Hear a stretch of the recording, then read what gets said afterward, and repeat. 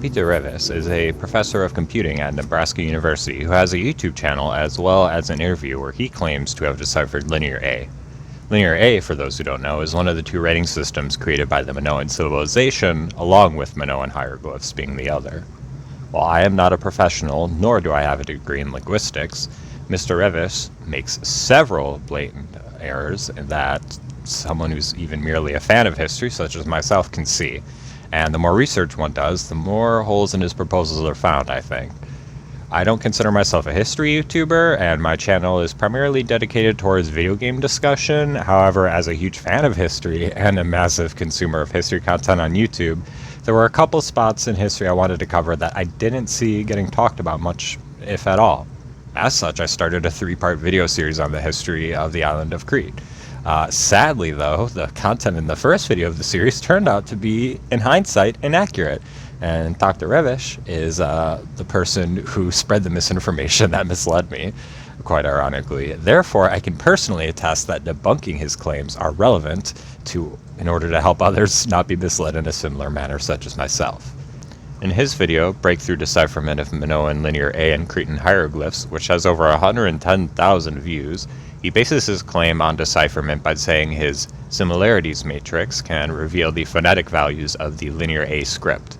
He first compared Linear A to the Carian alphabet, then compared the Carian alphabet to Old Hungarian, claiming that since they have similar shaped writing, they must have similar roots. For example, here's the Carian alphabet. The Carian alphabet existed from around 800 to 200 BC nearby on the western coast of present-day Turkey.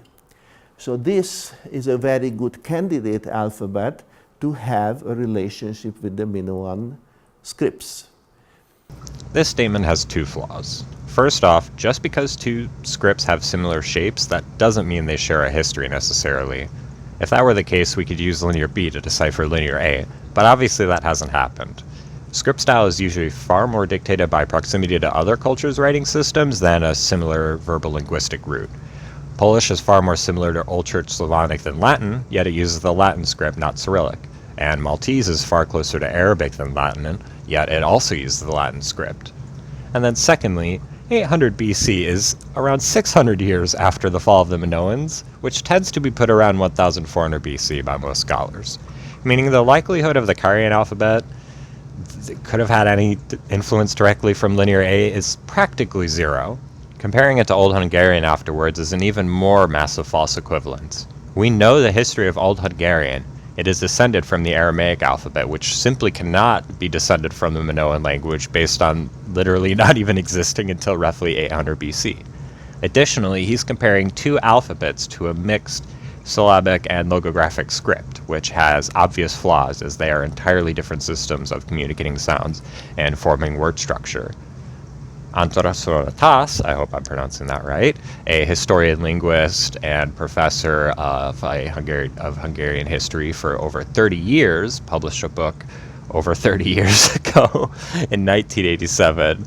While I personally don't have access to the book, everyone who cites it as their source claims he firmly showed the connection between Old Hungarian and Old Turkic script, in addition to later connecting that to Aramaic. Given it was published by the publishing house for the Hungarian Academy of Sciences itself, I trust the validity of the claims unless further more significant evidence comes to light. Especially since other works, such as the Routledge Handbook of Scripts and Alphabets by George Campbell and Christopher Mussely, they confirm this information. And as of writing this script, the oldest finding in the archaeological record of Aramaic script is the Telfekeria bilingual description, which was discovered all the way back in 1979. It dates back no further than, ironically enough, again, the 800s BC, hence when we put Old Aramaic as having started as a writing system. And according to scholarly consensus I came across, that date's pretty accurate. So that's still, again, 600 years after the end of the Minoan civilization. Also, the general assertion that Minoan is a Uralic language at all is lacking in evidence, to say the least. While there's no universally accepted area of origin for the Uralic languages, the two most common proposals are either west of the Urals around the Volga River region, or east of the Urals, somewhere in various places in Siberia, maybe the south, maybe the center. A lot of disagreement on that. So notice how neither of those two regions are anywhere close to Crete. Additionally, if we look at this lovely map published by Bjorn Rasmus in the Cambridge University Press, we can see that the furthest back we can trace cultural diffusion from the Uralic peoples is around 2100 BC. Put a pin in that fact as we'll return to it later. Now, as stated earlier, returning viewers may know I've had 2 videos on the history of Crete before, but this article, which was published all the way back in 2013, I'm ashamed I missed it during my research, published by the University of Washington, made me realize the information on my first video was wrong. As it turns out, the Minoans didn't descend from a later second migratory group that was likely from Anatolia or anything like that, but rather they descend directly from the Neolithic people of Crete. Quote unquote, DNA analysis is unearthing the origins of the Minoans, who some 5,000 years ago established the first advanced Bronze Age civilization in present-day Crete. These findings suggest they arose from an ancestral Neolithic population that had arrived in the region about 4,000 years earlier. End quote. This means whatever mainland group from the Minoan ancestors that they share an ancestry with must have been somewhere in the region close enough to Crete to sail at the time. Meaning any linguistic groups that weren't in the region at the time could be ruled out, and that time would have been 9,000 BC, because again, 5,000 years ago, plus their Neolithic ancestors were 4,000 years earlier than that, as the quote said. So remember when I said that the oldest date that the previous map gave us was 2100 BC? Yeah, that's about 7,900 years too late to possibly be the origin of the Minoan language. While we still don't know what language family Minoan was a part of, we know several in which it simply couldn't be. Indo-European and Uralic are the two in particular who are almost certainly nowhere in the area, let alone the ancestors of the Minoans themselves. While Peter Revesz is a qualified professor, he's not one of ancient history, linguistics, or genetics, as he says himself here. I'm currently a professor of computer science at the University of Nebraska, Lincoln.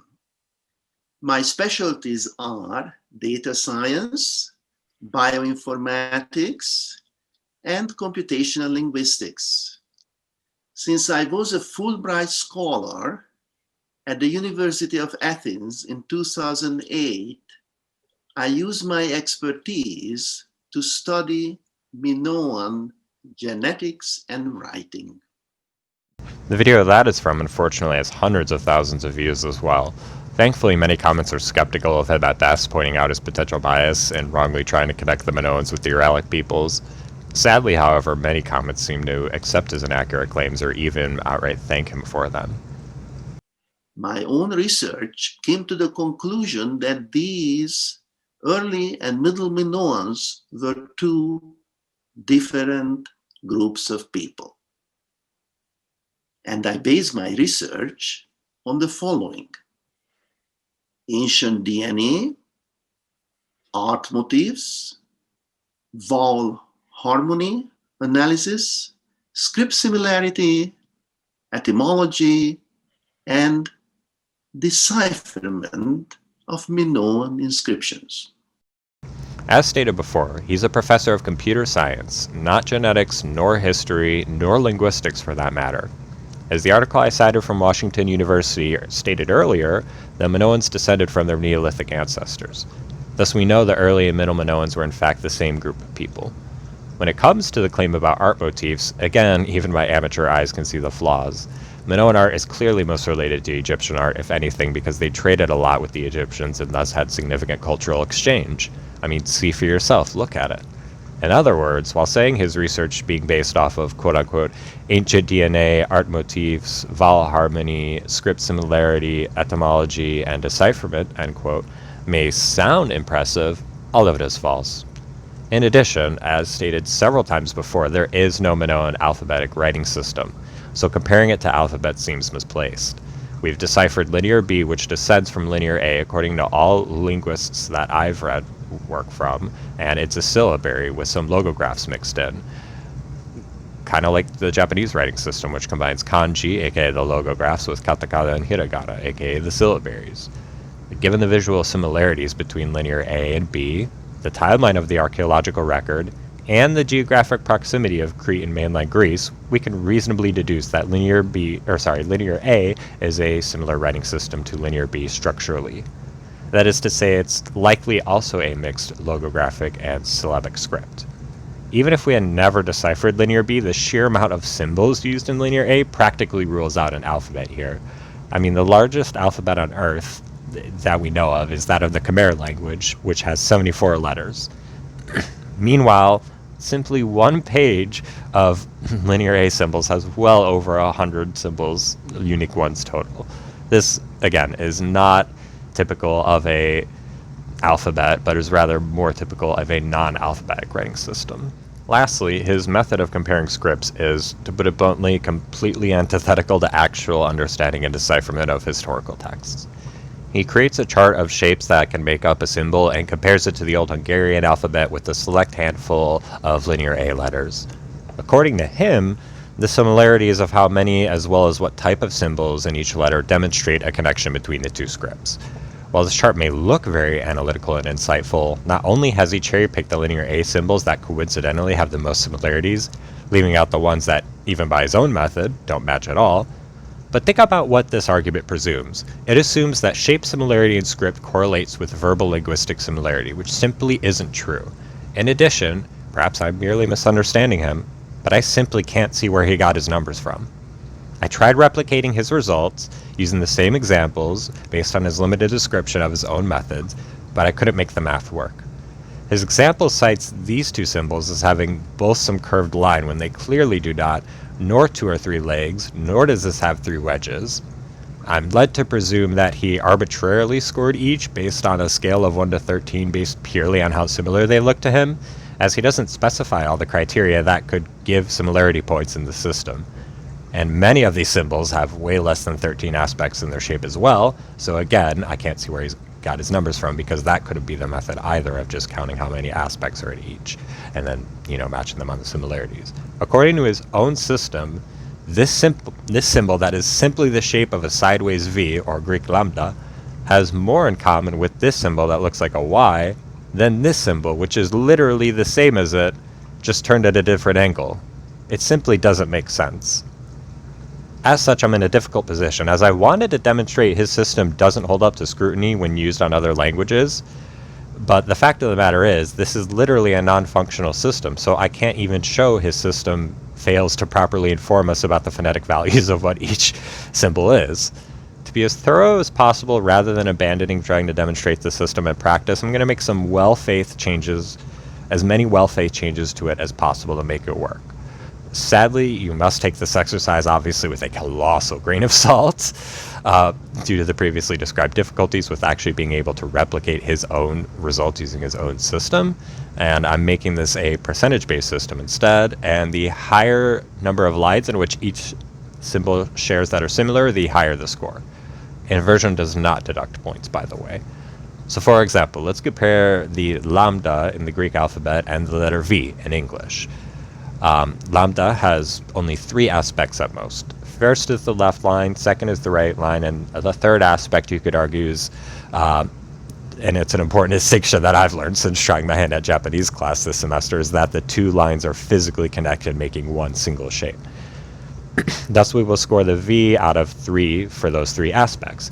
And given it is the same shape, just inverted, it gets a 3 out of 3. It has 2 angular lines that are physically connected in the same way, just inverted, ultimately giving the 2 letters a score of 100% similarity.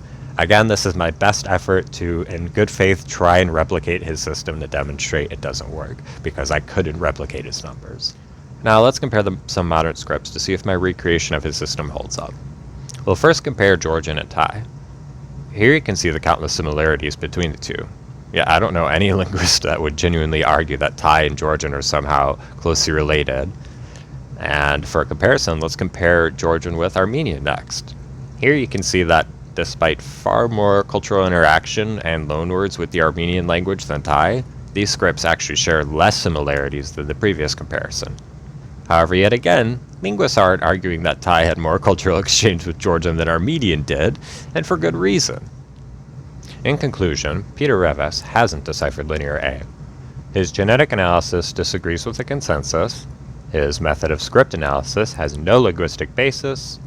His understanding of the history is drastically out of touch with the scholarly consensus, and his bias is clear to many viewers. There are several other language families far more plausibly related to Minoan, and it's no coincidence that the language he insists Minoan is related to, or the languages, plural, are related to those from his own native language family. I eagerly await the day we truly do decipher Linear A.